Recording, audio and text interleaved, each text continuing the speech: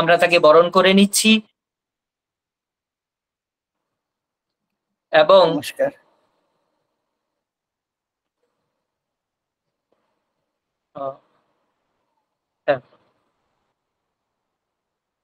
তথা এবং সঙ্গে সঙ্গে আমরা আমাদের আমাদের আজকের বিষয় শুরু করার পূর্বে আমরা বিবেক বাণী পাঠের মাধ্যমে যে আমাদের আধ্যাত্মিক চেতনা আছে তা আমরা অবশ্যই জাগ্রত করার প্রচেষ্টাতে থাকব এবং বিবেক বাণী পাঠের জন্য তিরুপতি স্থিত সংস্কৃত বিশ্ববিদ্যালয়ের অভিজিৎ বর মহোদয়কে অনুরোধ করব, আপনি বিবেক বাণী পাঠ করুন। হে ভারত, এই পরানুবাদ, পরানুকরণ, পরামুখাপেক্ষা, এই দাস সুলভ দুর্বলতা, এই ঘৃণিত জঘন্য নিষ্ঠুরতা, এই মাত্র সম্বলে তুমি উচ্চাধিকার লাভ করিবে? এই লজ্জাকর কাপুরুষতা সহায়ে তুমি বীরভোগ্যা স্বাধীনতা লাভ করিবে? হে ভারত, ভুলিও না তোমার নারী জাতির আদর্শ সীতা, সাবিত্রী, দময়ন্তী, ভুলিও না তোমার উপাস্য উমানাথ, সর্বত্যাগী শঙ্কর, ভুলিও না তোমার বিবাহ, তোমার ধন, তোমার জীবন ইন্দ্রিয় সুখের, নিজের ব্যক্তিগত সুখের জন্যে নহে। ভুলিও না তোমার জন্ম হইতেই মায়ের জন্য বলি প্রদত্ত। ভুলিও না তোমার সমাজ বিরাট মহামায়ার ছায়া মাত্র। ভুলিও না নিজ জাতি মূর্খ, দরিদ্র, অজ্ঞ, মুচি, মেথর, তোমার রক্ত, তোমার ভাই। হে বীর, সাহস অবলম্বন করো, সদর্পে বলো আমি ভারতবাসী, ভারতবাসী আমার ভাই।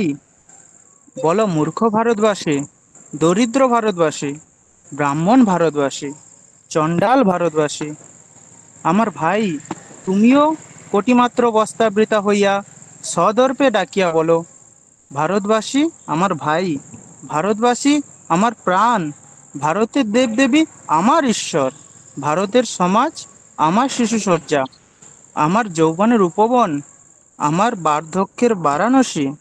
বলো ভাই, ভারতের মৃত্তিকা আমার স্বর্গ, ভারতের কল্যাণ আমার কল্যাণ।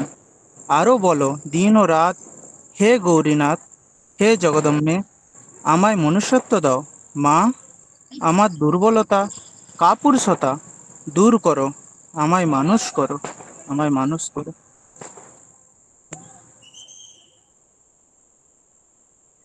অসংখ্য ধন্যবাদ অভিজিৎ বর মহোদয়কে।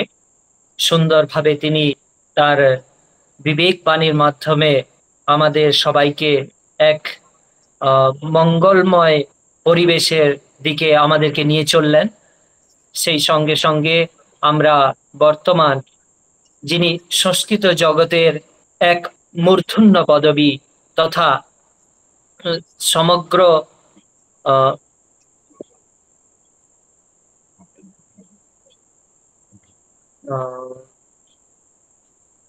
ওকে অবশ্যই বর্তমান হ্যাঁ আমরা একটু প্রশান্ত কুমার মহলা মহোদয়ের অনুরোধ ক্রমে আমরা বর্তমানই সভাপতিত্বের আসনে আমাদের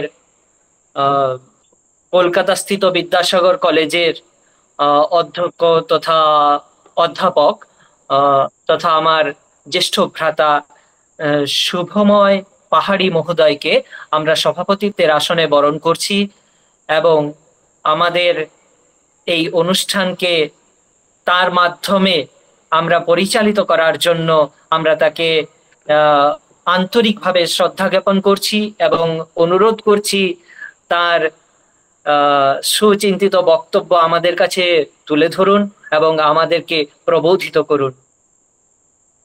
আগে শুভময়। নমস্কার, নমস্কার, শুভ সন্ধ্যা। Am I audible, Pushpendu? Yes, yes, হ্যাঁ, yes. পুষ্পেন্দু, শোনা Yes, যাচ্ছে। sir. হ্যাঁ, Thank ইয়েস স্যার, হ্যাঁ শোনা যাচ্ছে। you. ধন্যবাদ। স্বামী বিবেকানন্দ লোক সংসদ পশ্চিমবঙ্গ শাখার পক্ষ থেকে সর্বপ্রথম আমি আজকের যে আমাদের অন্তর্জাল মাধ্যমে উপস্থিত শ্রোতৃমণ্ডলীকে শ্রদ্ধা প্রণাম জানিয়ে, বিশেষত আজকে আমরা এই যে স্বামী বিবেকানন্দ লোক সংসদ ভারতবর্ষের বিভিন্ন প্রান্তে বিভিন্ন প্রদেশে তার যে বিভিন্ন কর্মসূচি পালন করে থাকে, আমরাও সেই কর্মসূচির ছোট্ট অংশ হতে পেরে নিজেদেরকে অবশ্যই ধন্য মনে করছি। তো সেই স্বামী বিবেকানন্দ লোক সংসদের বিভিন্ন অনুষ্ঠানের মধ্যে অন্যতম হলো বিচারধারা যে পাঠচক্র। এই পাঠচক্র পশ্চিমবঙ্গ শাখার এই পাঠচক্রটি 10ম পাঠচক্র, যার সার্বিক শীর্ষক যেটা থাকে বঙ্গীয় মহাপুরুষ, তাদের আদর্শ ও বিচার। এই শীর্ষককে পাথেয় করে আমাদের মধ্যে আজকে বক্তা বা আলোচক রূপে উপস্থিত আছেন স্বনামধন্য সাংবাদিক ও চিত্রশিল্পী শ্রীমতী মহুয়া ভট্টাচার্য মহাশয়াকে স্বামী বিবেকানন্দ লোক সংসদ পশ্চিমবঙ্গ শাখার পক্ষ থেকে প্রণাম শ্রদ্ধা জ্ঞাপন করছি। পূর্ব নির্ধারিত যে সূচি অনুসারে আজকে সভাপতি রূপে আমাদের পশ্চিমবঙ্গ শাখার স্থায়ী সভাপতি প্রফেসর ডক্টর প্রশান্ত কুমার মহলা স্যার নির্ধারিত ছিলেন। কার্যান্তরে হঠাৎ করে তিনি একটা কার্যান্তরে ব্যস্ত থাকার ফলে আমি উনার ওই যে অংশটা একটু পূরণ করার চেষ্টা করছি। তাই আমাদের স্থায়ী সভাপতি প্রশান্ত কুমার মহলা মহোদয়কেও লোক সংসদ পশ্চিমবঙ্গ শাখার পক্ষ থেকে অসংখ্য ধন্যবাদ জানাচ্ছি। এছাড়া আজকের সুন্দর সংযোজনা করছেন আমাদের ভ্রাতৃপ্রতিম ডক্টর পুষ্পেন্দু দাস, পূর্ব মেদিনীপুরের মহিষাদল মহিলা মহাবিদ্যালয় সংস্কৃত বিভাগের অধ্যাপক। তাকেও আমি আমাদের লোক সংসদের পক্ষ থেকে স্বাগত জানাচ্ছি। ম্যাডাম শ্রীমতী মহুয়া ভট্টাচার্য মহোদয়, ওনার বিষয়ে আমরা মানে এক কথায় বলার মতো কিছু নেই, কেননা এত প্রতিভার অধিকারী তিনি। কলিকাতা বিশ্ববিদ্যালয় থেকে 1974 খ্রিস্টাব্দে তিনি জার্নালিজমে মানে স্নাতকোত্তর উপাধি লাভ করেন। বহু পুরস্কারে তিনি পুরস্কৃত হয়েছেন। All India Radio youth correspondent, freelance journalism, Doordarshan চ্যানেলে তিনি দীর্ঘদিন কাজ করেছেন, কন্ট্রিবিউট করেছেন বিভিন্ন তার যে মূল্যবান যে পত্রপত্রিকা, বিভিন্ন জাতীয় এবং আন্তর্জাতিক পত্রিকায়। দূরদর্শন কেন্দ্র কলকাতায় তিনি যে স্ক্রিপ্ট রাইটার হিসেবেও দীর্ঘদিনের অভিজ্ঞতা তার আছে। জি বাংলার যে শতরূপা সান্যাল ডাইরেক্টেড বাই, তারও তিনি যে বিভিন্ন স্ক্রিপ্ট রাইটারের কাজ করেছেন। এছাড়া দূরদর্শন এবং অল ইন্ডিয়া রেডিওর সংবাদ পাঠিকা রূপেও তিনি দীর্ঘদিন কর্মরত ছিলেন। এইরকম অসাধারণ একজন ব্যক্তিত্বকে পেয়ে অবশ্যই স্বামী বিবেকানন্দ লোক সংসদ পশ্চিমবঙ্গ শাখা গর্বিত। আমরা ম্যাডামের মুখনিশ্চিত মুখপদ্য থেকে তার যে মূল্যবান বক্তব্য শুনবো এবং নিজেরা অনুপ্রাণিত হব। স্বামীজির যে জীবনচরিত এবং সমাজ সংস্কারক স্বামী বিবেকানন্দ, এই বিষয় অবলম্বন করে বিবেকানন্দের যে সমাজ সংস্কারের দিকগুলো তিনি উপস্থাপন করবেন, তা অবশ্যই আমাদের পাথেয় হবে।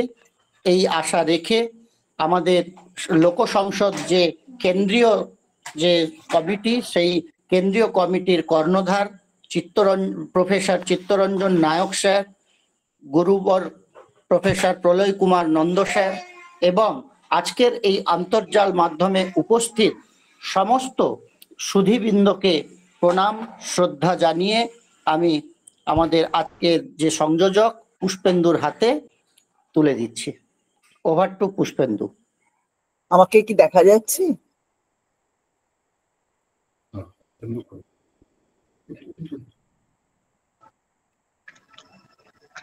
Yes, হ্যাঁ ম্যাডাম, madam. দেখা যাচ্ছে। হ্যাঁ, আগে দেখা যাচ্ছে, দেখা দেখা যাচ্ছে? যাচ্ছে।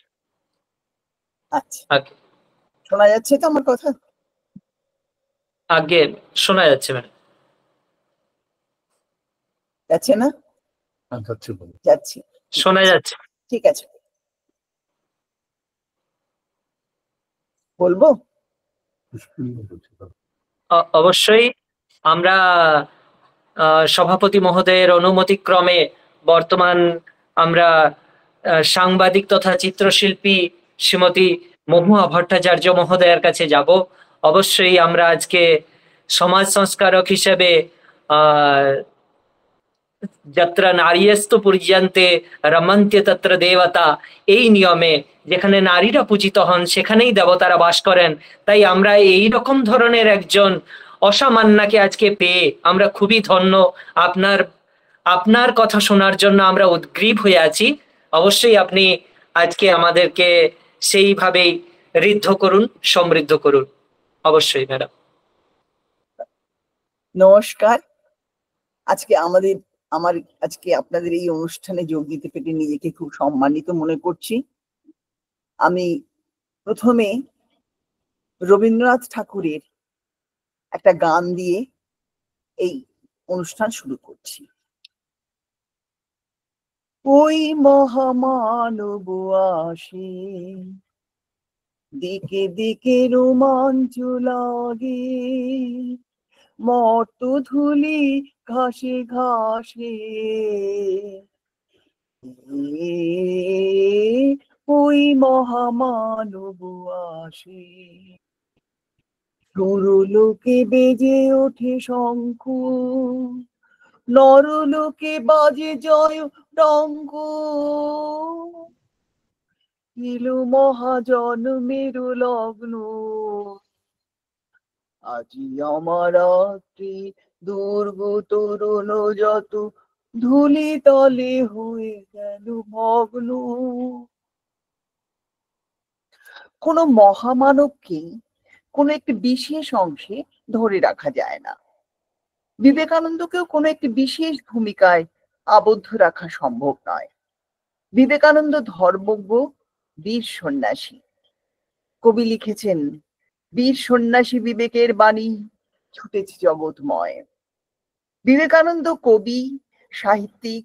বাংলা সাহিত্যের বিশেষজ্ঞরা বলেন বাংলা গদ্য সাহিত্যের বিকাশে তার অবদান উল্লেখযোগ্য। বিবেকানন্দ বাংলা গদ্য সাহিত্যের বিকাশে তার অবদান উল্লেখযোগ্য। বিবেকানন্দের বিজ্ঞান চেতনা অপরিসীম। গায়ক ও গীত রচয়িতা বিবেকানন্দ সেকালের আর একালের মানুষকে অবাক করেন। তার বাণী কণ্ঠে নিয়ে, তার কর্মে উদ্বুদ্ধ হয়ে দেশের স্বাধীনতা সংগ্রামীরা অকুত ভয়ে ইংরেজের বিরুদ্ধে লড়াই করেছেন। সমাজ সংস্কারক বিবেকানন্দ আমাদের জরাজীর্ণ সমাজের শিকড় ধরে টান দিয়েছেন। তিনি বলেছেন, বহু রূপে সম্মুখে তোমার, সারি কথা খুঁজিছ ঈশ্বর, জীবে প্রেম করে যেই জন, সেই জন সেবিছে ঈশ্বর।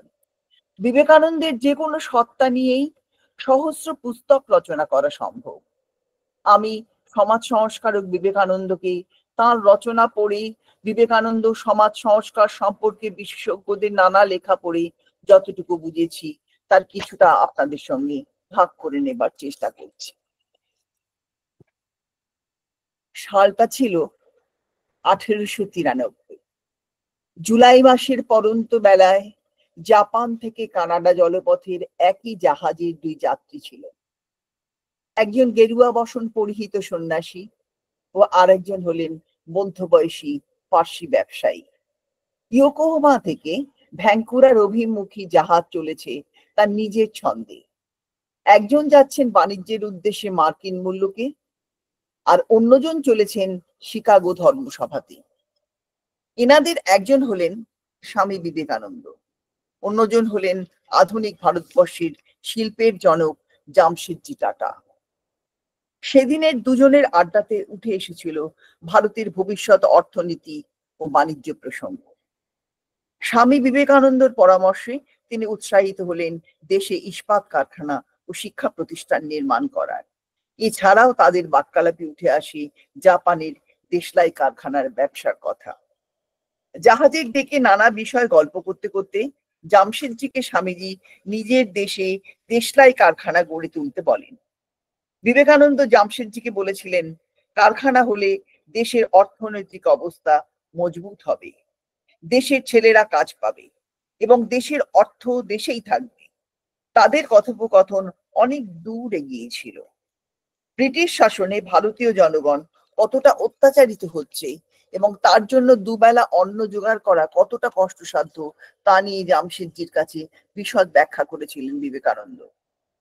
জাহাজে টাটা সহযাত্রী স্বামীজি ভারতের বিজ্ঞান গবেষণার রূপরেখা বদলে দিয়েছিলেন। টাটা বিবেকানন্দকে এই ইনস্টিটিউটের প্রথম পরিচালক হবার প্রস্তাব দিয়েছিলেন। সেই সময় স্বামী বিবেকানন্দ রামকৃষ্ণ মিশন নিয়ে খুব ব্যস্ত হয়ে পড়ায় জামশেদজির অনুরোধ গ্রহণ করতে না পারলেও ভগিনী নিবেদিতাকে দেখা করতে বলেছিলেন জামশেদজি টাটার সঙ্গে। 1902 সালে স্বামীজি পরলোক গমন করেন। ঠিক তার 2 বছরের মধ্যে 1904 সালে জামশেদজি টাটার মৃত্যু হয়। ভারতের ইস্পাত কারখানা গড়ে তোলার স্বপ্ন জামশেদজি টাটা তার উত্তরসূরিদের হাতে অর্পণ করে চলে গেলেন। 1907 সালে গড়ে ওঠে টাটা স্টিল।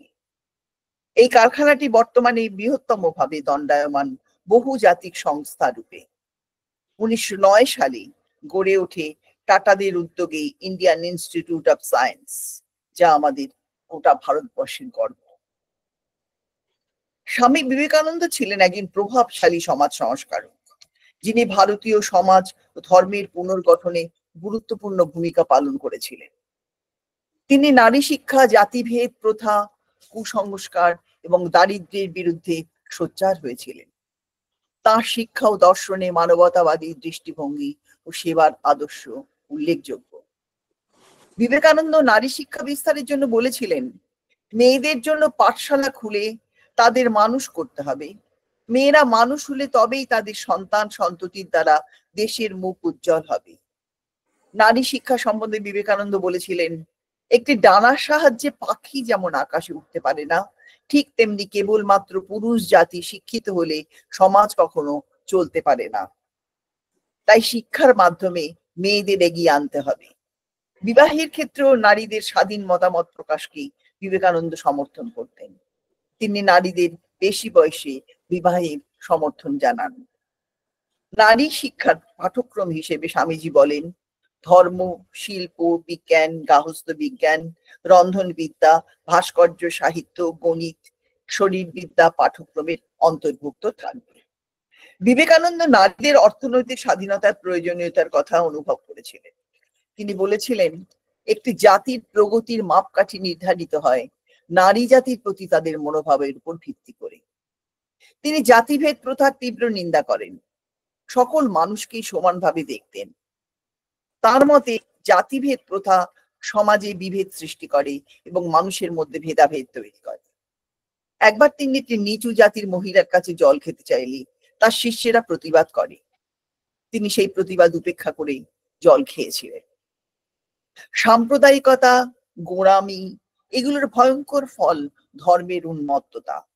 এই মত্ততা এই সুন্দর পৃথিবীকে বহুদিন অধিকার করে রেখেছে। এরা পৃথিবীকে করেছে হিংসায় পূর্ণ, বারবার একেই ভিজিয়েছে মানুষের রক্তে, সভ্যতা করেছে ধ্বংস এবং সমস্ত জাতিকে টেনে নিয়ে গেছে হতাশার মধ্যে। এসব ভয়ঙ্কর পিশাচগুলো যদি না থাকতো তাহলে মানব সমাজ আগের তুলনায় অনেক উন্নত মহান হতো। তিনি বলেছেন, এসো আমরা নিজেদের নিন্দাবাদ থেকে ক্ষান্ত হই। বিবেকানন্দ একটা গল্প বলেন, এক কুয়োর ভেতরে কোনো একটা ব্যাঙ থাকতো। অনেকদিন থেকেই সে এখানে আছে, সেখানেই তার জন্ম, সেখানেই সে বড় হয়ে উঠেছে। আকারে ব্যাঙটি খুব একটা বড় নয়। একদিন ঘটনাক্রমে সমুদ্রের ধারের একটি ব্যাঙ এসে সেই কুয়োয় লাফিয়ে পড়ল। কুয়োর ব্যাঙ জিজ্ঞেস করলো, কোথা থেকে আসছো? সমুদ্র থেকে। কুয়োর ব্যাঙ জিজ্ঞেস করলো, সমুদ্র সেটা কত বড় বলো তো? সেটা কি আমার এই কুয়োর মতো? সমুদ্রের ব্যাঙ বলল, আরে ভাই, তুমি কুয়োর সঙ্গে সমুদ্রের তুলনা করলে কি করে? কুয়োর ব্যাঙ তখন আর একটা লাফ দিয়ে বলল, তোমার সমুদ্র কি এত বড়? সমুদ্রের ব্যাঙ বলল, সমুদ্রের সঙ্গে কুয়োর তুলনা করে করে কি বোকার মতো কথা বলছো? এতে কুয়োর ব্যাঙ অবাক হল। পৃথিবীতে এর চেয়ে বড় কিছু আর নেই। এই সমুদ্রের ব্যাঙ নিশ্চয়ই মিথ্যেবাদী, সুতরাং ওকে তাড়িয়ে দিই। এইরকম সংকীর্ণ মনোভাবই আমাদের মতভেদের কারণ। বিবেকানন্দ মনে করতেন সব ধর্মমতে বিশ্বাসীদের মধ্যে একদল লোক আছেন যারা এই ব্যাঙের মতো। তারা মনে করেন তাদের অবস্থান এই কুয়োটাই জগৎ এবং তারা অপরের চেয়ে শ্রেষ্ঠ। স্বামীজির সামাজিক সংস্কারের কেন্দ্র ছিল দারিদ্র্যমুক্ত ভারত। তিনি মনে করতেন ভারতের জাতীয় জীবন দারিদ্র্যের কুটিরেই বাস করে। এই কারণে জাতীয় উন্নয়ন বলতে স্বামীজি দারিদ্র্য মুক্তির প্রকৃত উন্নয়নকেই বুঝিয়েছেন। ভারতবাসীর দুঃখ, দারিদ্র্যের যন্ত্রণা, অজ্ঞতার অভিশাপ বিবেকানন্দকে ব্যথিত করেছিল। তিনি উপলব্ধি করেছিলেন যে ভারতবর্ষ অতীতে গৌরবোজ্জ্বল মহিমা থেকে বঞ্চিত হয়ে বর্তমান দারিদ্র্যের গ্লানিময় যাত্রায় হয়েছে।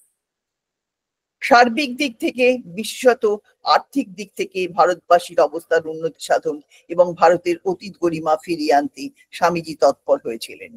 তিনি প্রত্যক্ষ করেছিলেন দীর্ঘকাল শোষণ পীড়নের ফলে কেবলমাত্র যে শ্রমজীবী সাধারণ মানুষের ক্ষয়ক্ষতি হয়েছে তা নয়, এর ফলে সমগ্র দেশ শক্তিহীন হয়ে পড়েছে। ভারতের দারিদ্র্যের জন্য স্বামীজি জাতিভেদ ঔপনিবেশিক শাসনকে দায়ী করেছেন। তিনি দারিদ্র্যকে মনুষ্য জাতির ক্ষতি বলে মনে করেছেন। তার মতে, the one thing that is at the root of evil in India is the condition of the poor. Priest power and foreign conquest have trodden them down for centuries, and at last the poor of India have trodden them down for centuries, and at last the poor of India have forgotten that they are human beings. তার স্পষ্ট অভিমত ছিল খালি পেটে ধর্ম হয় না। তিনি বিশ্বাস করতেন যে নিরন্ন মানুষকে ধর্মের নীতিকথা বোকামি ছাড়া কিছুই নয়। যে ভগবান শুধুই স্বর্গের কথা বলে, খাদ্য জোগাতে পারে না, সেই ভগবানের প্রতি তার বিন্দুমাত্র বিশ্বাস ছিল না। এই জন্য স্বামীজি দারিদ্র নারায়ণের সেবা ধারণাটির উপর গুরুত্ব দিয়েছিলেন। এর অর্থ হলো দারিদ্রের সেবা করার জন্য মধ্য দিয়েই ঈশ্বরকে সেবা করা। তিনি বুঝেছিলেন কয়েক হাজার ডিগ্রিধারী ব্যক্তি নিয়ে একটা জাতি তৈরি হয় না, অথবা মুষ্টিমেয় কয়েকটি ধনী ও একটি জাতি নয়। চাষি, তাঁতি, মুচি, মেথর, কামার, কুমার, বিজাতি বিজিত, স্বজাতি নিন্দিত জাত, এরাই জাতির মেরুদণ্ড। এদের উন্নতিতেই ভারতের উন্নতি ঘটতে পারে। 1893 খ্রিস্টাব্দে শিকাগো সম্মেলনে যোগদানের পূর্বে তিনি বেশ কয়েকটি প্রাচ্যের দেশ পরিভ্রমণ করেন।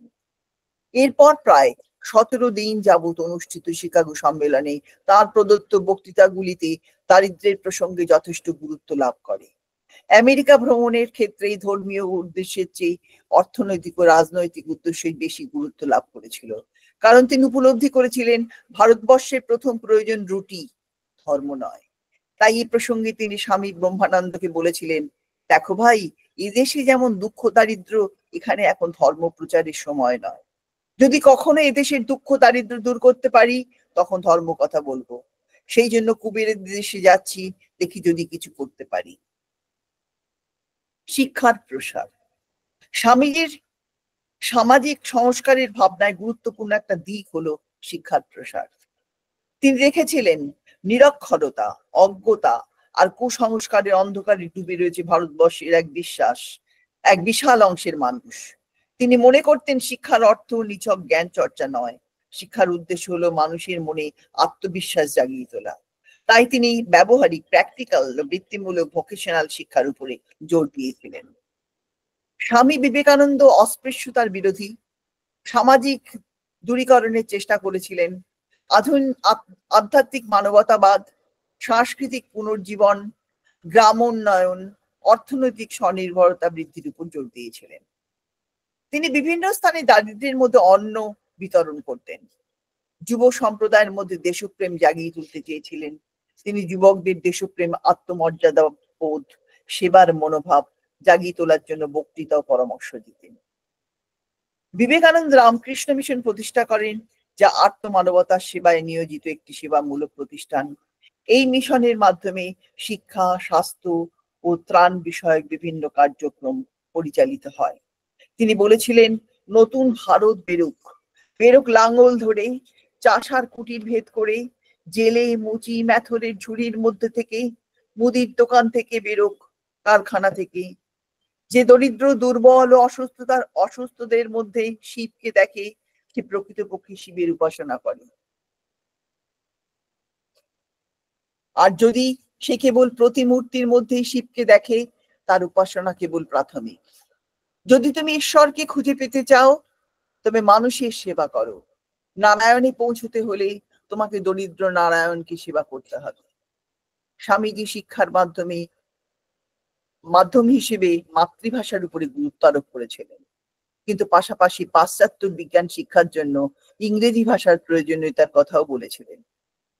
বিবেকানন্দ শুধু অধ্যাত্মবাদী ছিলেন তা নয়, তিনি ভারতকে বিশ্বের কাছে পৌঁছবার জন্য শিক্ষার প্রসার ও প্রচার করেছিলেন। তিনি বলেছিলেন, ভারত আবার উঠবে, কিন্তু জ্বরের শক্তিতে নয়, চৈতন্যের শক্তিতে। বিনাশের বিজয় পতাকা লইয়া নয়, শান্তি ও সত্যের পতাকা লইয়া। বিবেকানন্দ ছিলেন দার্শনিক, বিশ্বপ্রেমী এবং ছিলেন ভারতীয় জাতীয়তাবাদের উদ্গাতা, নারী জাগরণের অগ্রদূত। শিক্ষা, বিজ্ঞান, স্থাপত্য, সংস্কৃতির জগতে নতুন চিন্তাধারার স্রষ্টা। এই কারণেই স্বয়ং রবীন্দ্রনাথ ঠাকুর বিবেকানন্দ সম্পর্কে বলেছিলেন, আপনি ভারতে যেতে চাইলে বিবেকানন্দের লেখা পড়ুন, তার মধ্যে সমস্তই ইতিবাচক, কোনো কিছু নেতিবাচক নেই। সবশেষে আমি বিবেকানন্দের স্বরচিত একটি কবিতা দিয়েই আমি আমার আজকের আলোচনা শেষ করছি। কবিতাটার নাম ধৈর্য ধরো সাহসী হৃদয়। মেঘের আড়ালে সূর্য ক্ষণিক ঢাকলে, আকাশে ঘনায় সহসা অন্ধকার। সাহসী হৃদয়, হারায়ও না তবু ধৈর্য, সন্দেহ নেই খুলবে জয়ের দ্বার।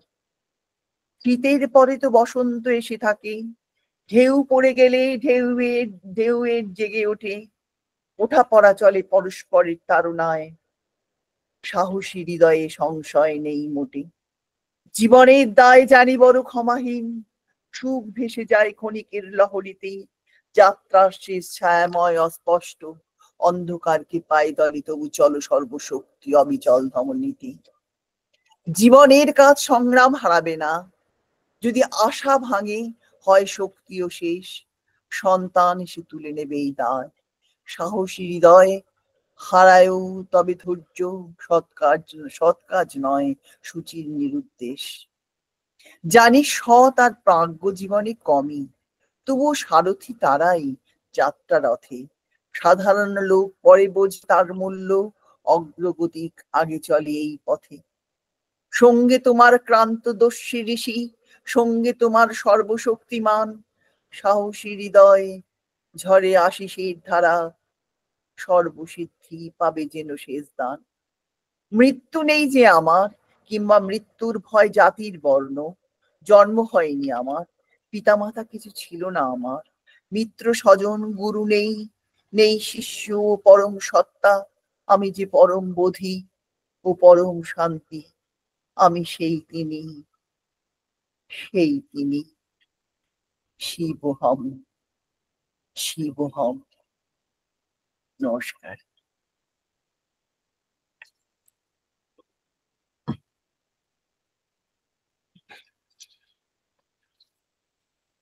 অসামান্য, অসাধারণ।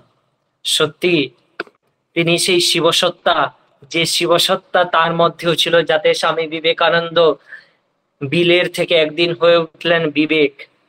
আর আমরা তাঁরই সেই অমোঘ প্রসার একমাত্র কেবলমাত্র ভারতবর্ষে নয়, ভারতবর্ষের বাইরেও তিনি কিভাবে কেবলমাত্র ভারতবর্ষকে প্রতিষ্ঠিত করতে চেয়েছিলেন, যাতে ভারতবর্ষ সমগ্র পৃথিবীতে সর্বশ্রেষ্ঠ হয়ে উঠতে পারে, তারই প্রচেষ্টায় তিনি সদা রত ছিলেন।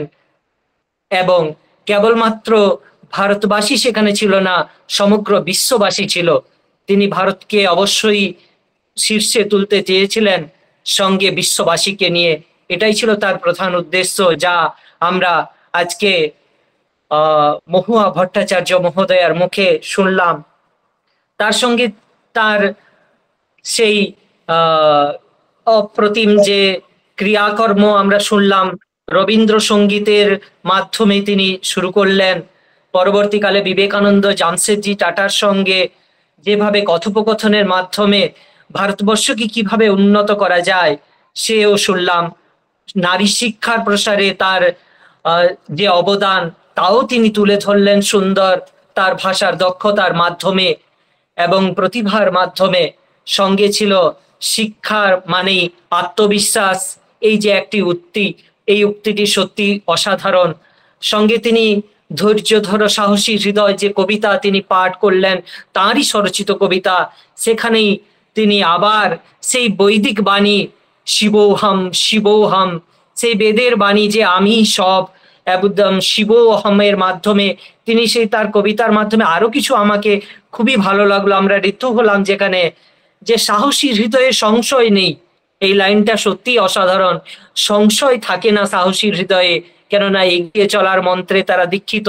যেভাবে আজ এতগুলি বিষয়ে যিনি এত সুন্দরভাবে নিজেকে তুলে ধরেছেন অল ইন্ডিয়া রেডিওতে, দূরদর্শনে, সেখান থেকে এসে আমাদের মধ্যে থেকে তার সেই এত ব্যস্ত সময়ের মধ্যেও আমাদেরকে আজকে যে সময় উনি দিয়েছেন, তার জন্য আমরা সত্যি ওনার কাছে ঋণী। আমরা সত্যি ম্যাডাম আপনার কাছে আমরা ঋণী। আপনি আমাদেরকে এই সন্ধ্যাতে অবশ্যই ঋদ্ধ করলেন, আমরা সমৃদ্ধ হলাম আপনার কথাতে। আর আমি পরম সত্তা, তারপরেই ছিল শিবোহম, সেই পরম সত্তার কাছে আমাদেরকে নিয়ে গেলেন, সেই উপলব্ধি আপনি করালেন। এর জন্য আপনার কাছে আমরা অনেক কিছুই শিখতে পেলাম। আমরা আজকের দিনে আপনাকে পেয়ে আমাদের পরিবার খুবই ধন্য। তাই আমাদের তরফ থেকে, আমাদের পরিবারের পক্ষ থেকে এবং তথা কার্যব্যস্ততার কারণে সভাপতি মহোদয় বলেইছিলেন তিনি একটু শুনেছেন বা উনি একটু ব্যস্ততায় আছেন, তাই উনি বলেছেন আপনাকে অবশ্যই আমাদের পরিবারের সকলের পক্ষ থেকে প্রণাম এবং ধন্যবাদ। আপনি খুবই সুস্থ থাকুন। অবশ্যই আমাদের পরিবারের সঙ্গে আপনি আরো অঙ্গাঙ্গিভাবে জড়িত হন এবং আমাদেরকে আরো এইরূপ শিক্ষণীয় বিষয়ের মাধ্যমে, যে আপনার বৌদ্ধিক বিচারের মাধ্যমে আমাদেরকে সমৃদ্ধ করুন। অসংখ্য ধন্যবাদ। এখন উপস্থিত আছেন আমাদের,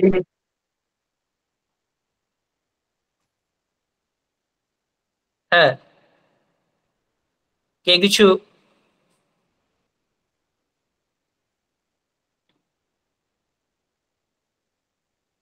হ্যাঁ, প্রশ্ন যদি কিছু থাকে অবশ্যই, প্রশ্নোত্তরের পর্ব অবশ্যই আমাদের সময় আছে, আমরা নিতে পারি। কারো কিছু জিজ্ঞাসা থাকলে তাই আপনারা অবশ্যই করতে পারেন।